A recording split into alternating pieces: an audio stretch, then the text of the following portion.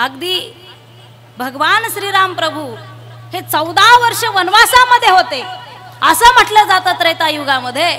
पण आज खऱ्या अर्थाने मला असं वाटतं माझ्या राम प्रभूचा वनवास सुटलेला आहे, खऱ्या अर्थाने वनवास आजचा गेलेला आहे महाराज। आज भगवान श्रीराम प्रभू अयोध्येमध्ये मंदिरामध्ये विराजमान होत आहेत, याच्यासारखा आनंद आपल्या जीवनामध्ये कोणता नाही। आनंदाची डोही आनंद तरंग, हाच आनंद आपण खऱ्या अर्थाने अनुभवायला जगभर या विश्वामध्ये घराघरामध्ये मनामनामध्ये दिवाळी साजरी करण्यात येत आहे। फार मोठा आनंदोत्सव आपण या ठिकाणी सर्व हिंदू बांधव साजरा करत आहोत। 500 वर्षापासून असलेली कसोटी खऱ्या अर्थाने आज यशस्वीरित्या पार पडली असं मला वाटतंय। गोड असं वातावरण आहे, डिस्टर्ब खूप आहे,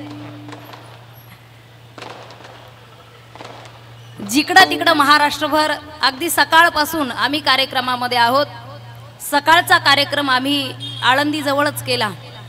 अगदी सगळ्यांच्या घराघरामध्ये, सगळ्यांच्या मनामनामध्ये, सगळ्यांच्या अंगावरती वस्त्रामध्ये अगदी भगवा फडकतोय, भगवा रंग आपल्याला पाहायला मिळतोय। कदाचित आज जर एखाद्याचं हृदय फाडल्या गेलं तर रंग सुद्धा निघेल, तर भगवाच निघेल रक्ताचा।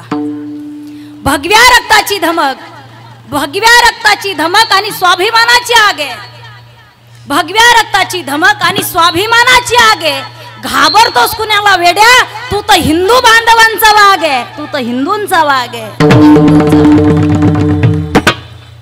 आणि खऱ्या अर्थाने आजची ही प्रेरणा फार गोड आहे। हे स्वप्न साकार होतंय सगळ्यांचं। अयोध्येमध्ये भगवान श्रीराम प्रभू विराजमान होत आहेत। अगदी 12:29 प्रभू विराजमान झाले आणि हा सोहळा आपण हिंदू बांधव घराघरामध्ये मनामनामध्ये साजरा करत आहोत।